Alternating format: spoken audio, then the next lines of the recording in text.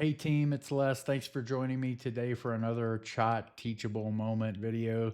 Today we're going to be continuing in the series we're calling The Experience, how to positively affect quality scores and deliver superior care.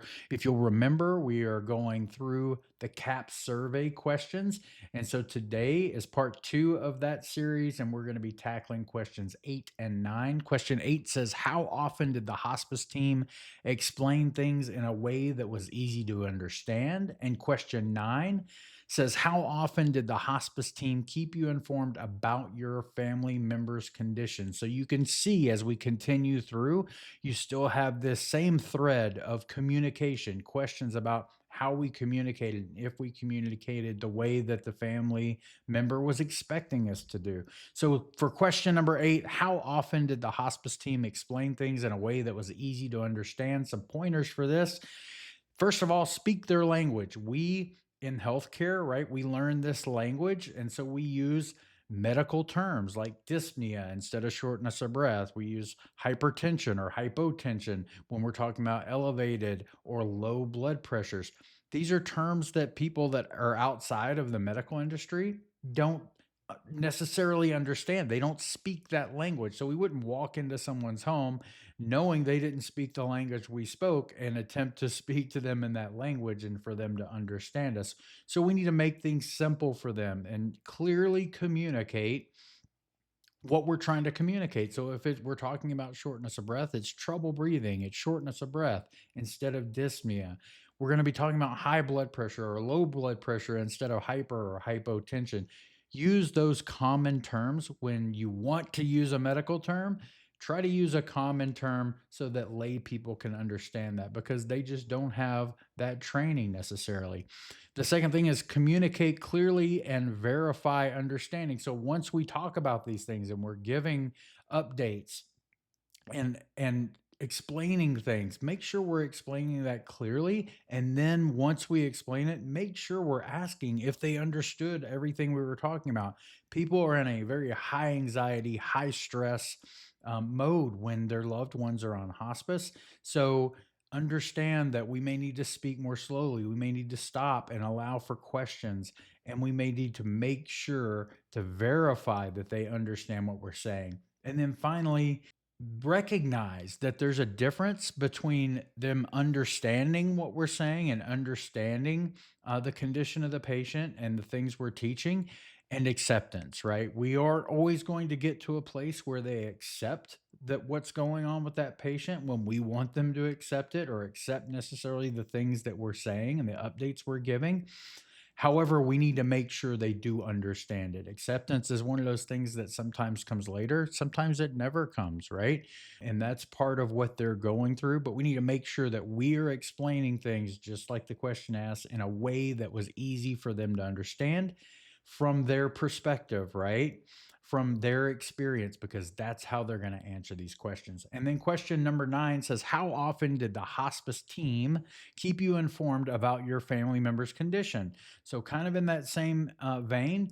So, how often are we updating? Who's getting those updates? So, we need to find out from the caregiver or the caregivers that we're communicating with what their expectations are for updates. So, it may be every time there's a visit and they're not there, they want us to call them immediately after that visit or sometimes soon after that visit and give them an update. It might be, I've had family members tell me, don't call me unless they have an event like a fall or an infection or something, or if their condition changes or they die.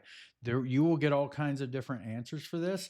Don't assume that people are all the same and everybody wants to be updated and called at the same rate or at the same time. So find that out. We want to meet their expectations. And then once we know that, create a communication schedule. So if it's for routine visits, make sure they know, hey, I normally see mom on Wednesdays between 1 and 3. So My update will come sometime on Wednesday afternoon, early evening, and make sure that's okay with them, that they're available. Some people will tell you, hey, I'm off work every Thursday. So no matter what day you see them, call me on Thursday unless it's an emergency and give me an update then. And then finally, once we find those things out, stick to the plan, right? So once we find out what their expectations are, we let them know, hey, we will be trying to meet those expectations in this way, X, Y, or Z, whatever time or day they want to be called or how they want to be updated, and then meet that expectation, right? Stick to the plan. Those are just some ways that we can affect those particular questions. And then I want to end all these videos on something we're going to call fruits of your labor, which is the comments, right? So we talk about the survey, we talk about the scores on the survey, we talk about our star ratings. But I want to make sure that you understand as well that at the end of that survey, these caregivers have the ability to write or type in anything they want, any comments. It can be as short or as long as they want. They just freehand write it or freehand type it into that survey, and then we eventually get those. When we get the surveys returned, we get those comments. So I want to share those comments with you and let you know, hey, they are recognizing, they do see the work that we're doing. So we'll start with Waco, and this comment says, I only have good things to say about every person that visited my husband. All were very professional, caring, helpful, and always concerned about how I was doing. I thank them for all their care. Not a single thing to criticize. The people and the care was great. Kudos to you, Waco team. Fort Worth, the hospice team was invaluable during this most difficult time. All were kind, knowledgeable, and always available for my family and I. I can't thank them enough. Kudos, Fort Worth. From the Cleburne team, this team was perhaps the best hospice team I have ever worked with. There have been three others in different states. They were professional, kind, and very informative. They made a difficult situation as easy as it could have been. We're thankful that they were here. Thank you, Cleburne team. Kudos to you. And then finally, from HHH, both the day and night nurse were exceptional and gave my husband the care he needed. The whole experience wiped out a lot of frustration and anxiety that I felt.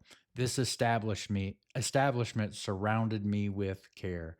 Kudos to you, Hospice House of Hughley. Kudos to all of our staff, right? These are the things that we look for when we're doing our jobs every day in and day out, right? We don't work for these comments, right? But it's nice to get them. So kudos to you. Keep doing what you're doing. Thank you for everything you do every day for your patients, our families, our facilities that we go into, those partners that we have there, and for one another. Thanks for everything you do. We'll talk to you later.